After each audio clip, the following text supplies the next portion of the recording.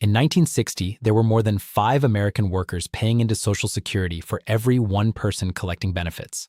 Today, that ratio has fallen below 3 to 1, and it keeps dropping. The Social Security Trust Fund, the reserve that supplements your benefits, is projected to be depleted in 2033. That's 8 years from now. Unless Congress acts, every person receiving Social Security retirement benefits at that point will see their check cut by 23%. Not slightly reduced, not adjusted, cut. By nearly a quarter. The average monthly Social Security check right now is $2,008. A 23% cut makes that $1,146. For the 20% of retirees who rely on Social Security as their only source of income, that's not a policy problem, that's a survival problem. And here's what makes this even more uncomfortable. The people who are going to feel this the hardest are not the ones who never planned. They're the ones who planned based on a system they were told would be there. And it may not be, not fully, not the way they expected. Meanwhile, 58% of American workers say their retirement savings are behind where they should be, according to Bankrate's 2025 Retirement Savings Survey. Of those, 37% say they're not slightly behind. They're significantly behind. The median retirement savings for all American families is $87,000 according to the Federal Reserve's Survey of Consumer Finances. Not the average, the median.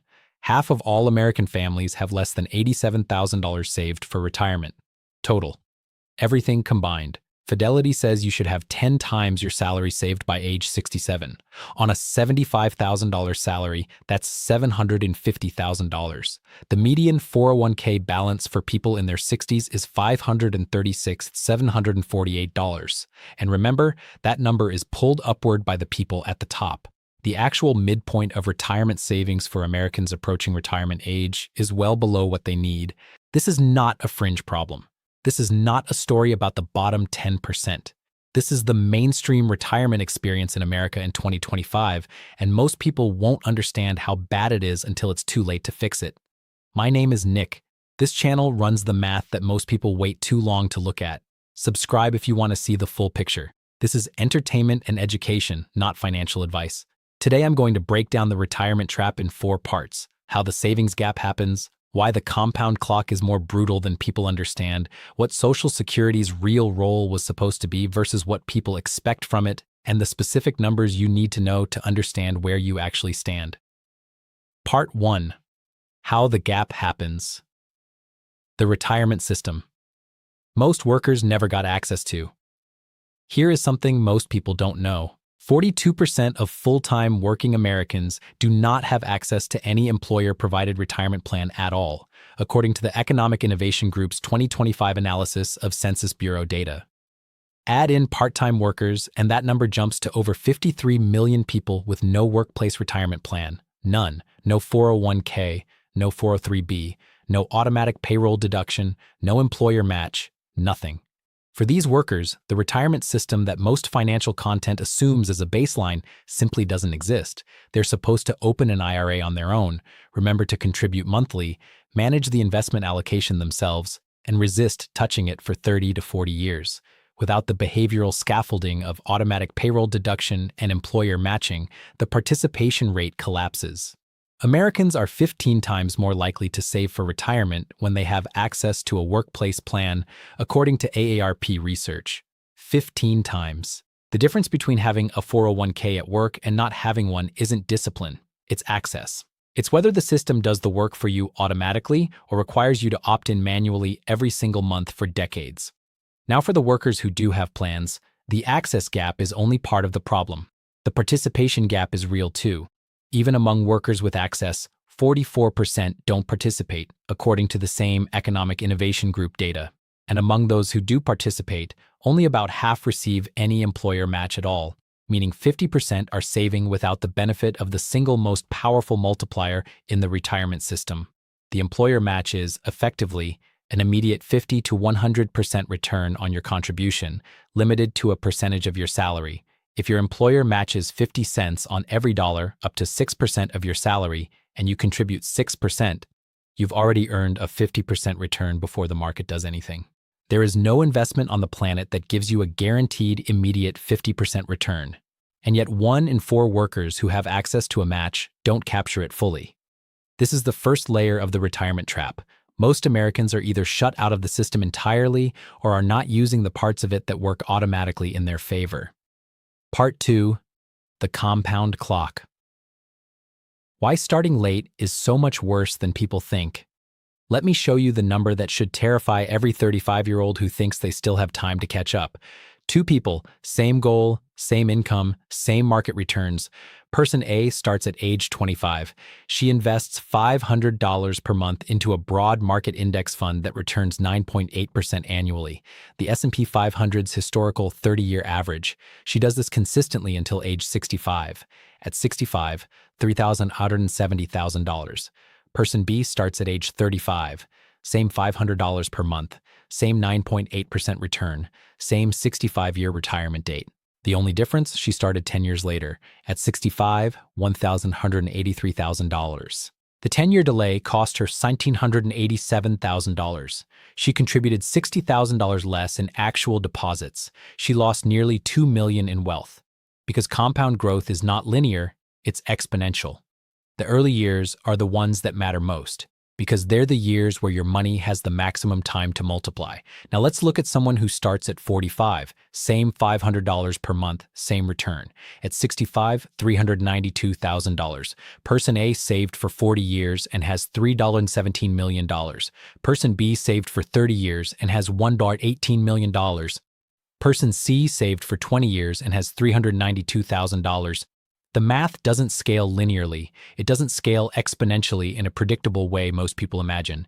It scales in a way that makes the first decade of saving vastly more valuable than any subsequent decade.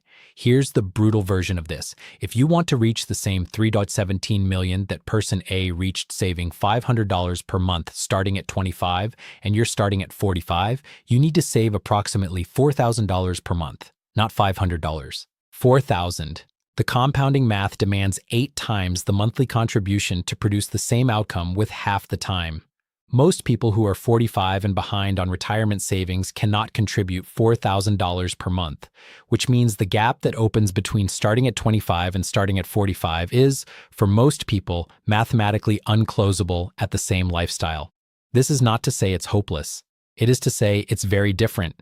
And the choices available at 45 and behind are genuinely different from the choices available at 25 with a full runway.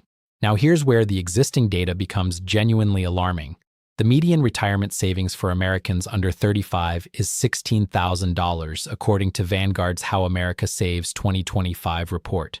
For Americans in their 40s, the median is $208,000, which sounds better until you compare it to where they need to be. Fidelity says by age 40, you should have 3 times your annual salary saved. On $75,000, that's $225,000. The median of $208,000 for people in their 40s is close, but that's the median across everyone who has any retirement savings at all. The people with zero savings aren't included in that number. They're not in a Vanguard 401k. They're invisible in this data. The real median, including all Americans in their 40s with and without retirement savings, is significantly lower. Part 3. The Social Security math, what it was built to do versus what people expect from it. Social Security was never designed to be a retirement plan. It was designed in 1935 to be a supplemental income floor, a safety net below your personal savings and pension, not a replacement for them. The original 3-legged stool of retirement was Social Security plus a pension plus personal savings. All 3 legs together. The problem is that 2 of those legs have rotted. Pensions, traditional defined benefit plans where an employer guarantees a monthly income for life, have largely disappeared from the private sector. In 1980, roughly 83% of private sector employees who had a pension had a defined benefit plan. Today, it's fewer than 15%. The shift to defined contribution plans like the 401k moved the responsibility, the investment decisions, and the risk entirely onto the individual worker. And as we've established, millions of workers don't even have access to those. So the 3-legged stool became a 1-legged stool for a large portion of Americans, Social Security, full stop, and now that one remaining leg is showing structural cracks. The numbers from the 2025 Social Security Trustees Report are not ambiguous. The OASI Trust Fund, the fund that pays retirement benefits, is projected to be depleted in 2033. At that point, with only ongoing payroll tax revenue coming in, the program could pay approximately 77% of scheduled benefits. That's an automatic 23% cut unless Congress passes legislation to address the shortfall. The program's 75-year financing gap currently stands at an estimated $25 trillion. Let's put that 23% cut in real numbers. The average current Social Security check for a retired worker is $2,008 per month as of August 2025. A 23% cut brings that to approximately $1,146 per month, a drop of $460 per month, or $5,544 per year. For someone who is 52 years old today and planning to retire at 67, the trust fund depletion happens 8 years into their retirement, right when they've settled into their budget, right when their capacity to earn additional income is declining, right when healthcare costs are rising. Now add this. More than half of Americans who haven't retired yet, 52%, say they expect to rely on Social Security to pay necessary expenses in retirement, and 78% of current retirees are already reliant on it for necessary expenses. This is the collision that's coming. A generation of people who need Social Security as their primary financial foundation, colliding with a trust fund that is projected to run short of what it promised. The Bankrate survey from 2025 found that 76% of non-retirees are concerned they won't receive the full benefits they've been promised. They should be. The concern is grounded in the actual trustees' projections, confirmed by multiple independent analyses, including the Congressional Budget Office. One analysis from PensionBee calculated that workers would need to save an additional $138,000 in private savings just to replace the income from the projected 23% benefit cut, based on the 4% rule for sustainable withdrawals. The median total retirement savings for American families is $87,000. The additional savings needed to offset a benefit cut alone is $138,000, more than the entire current median retirement balance. Part 4. The real numbers, where people actually stand versus where they need to be. Let me put all of this together in a format that's actually useful. Fidelity's retirement savings benchmarks by age. Age 30, 1x your annual salary saved. Age 40, 3x your annual salary saved. Age 50, 6x your annual salary saved. Age 60, 8x your annual salary saved. Age 67, 10x your annual salary saved. On a $75,000 salary, those targets are $75K, $225K, $450K, $600K, $750K. Now compare to the actual median 401K balances from Vanguard and Fidelity's Q4 2025 data. Under 35, median $16,000, target by 30, $75,000, gap $59,000, 35-44, median approximately $60,000, $80,000, target by 40, $225,000, gap up to $165,000, 45 to 54, median approximately $100,000, $150,000, target by 50, $450,000, gap up to $350,000. 55 to 64, median approximately $185,000, $250,000, target by 60, $600,000, gap up to $415,000. These gaps are not hypothetical. They are the actual distance right now between where most Americans are and where they need to be at the median. Half the country is below these already alarming medians. The average American household spends $77,280 per year, according to Empower's analysis. To sustain $77,780 annually in retirement using the 4% rule, the widely used guideline that suggests withdrawing 4% of your portfolio annually to make it last 30 years, you need a portfolio of $1,132,000, essentially $2 million. The median retirement savings for people in their 60s approaching retirement is $536,748 among those who have savings accounts at all. That's 28% of the $2 million needed to sustain average American household spending. And that $536,748 median assumes someone retires at 67 with no Social Security cut. If benefits are cut 23% after 2033, and that person retires at 67 in 2033 or later, they face a simultaneous shock. Their personal savings fall short of the spending goal, and their Social Security baseline just got cut by nearly a quarter. This is the retirement trap. It's not one thing. It's the compounding collision of access gaps, contribution gaps, the dismantling of pensions, the compound clock penalty for starting late, and now the Social Security Trust Fund math. Each one is manageable in isolation. Together, at scale, for tens of millions of Americans, they stack into a crisis that most people won't understand until they're standing inside it. Part 5. What actually changes the outcome? The honest framework. I want to be clear. This video is not designed to make you feel hopeless. The math is what it is, but math can be acted on. Let me be direct about what actually moves the needle. Action 1. Capture the full employer match, non-negotiable. This is the highest return action available to any worker with a 401k and an employer match. Before any other financial priority, including paying down moderate interest debt, your contribution rate should be at whatever percentage captures the full match. An immediate 50 to 100% return on that portion of your salary cannot be replicated anywhere else. If you are not doing this, stop everything and do this first. Action 2. Increase your contribution rate by 1% per year until you hit 15%. Most people anchor on the contribution rate they set when they enrolled and never change it. The easiest behavioral trick in retirement savings is to commit to increasing your contribution rate by 1 percentage point every year, typically when you get a raise, so you never feel the reduction in take-home pay. Fidelity's recommendation is a total savings rate of 15%, including any employer match. Most people are at 8.9%, according to Dayforce's 2025 research. Getting from 9 to 15 in 6 annual 1-point steps is achievable for most workers. Action 3. If you're over 50, the government made catch-up contributions for you. The 2025 contribution limit for a 401k is $23,500. Workers 50 and older can add an additional $7,500 catch-up contribution for a total of $31,000.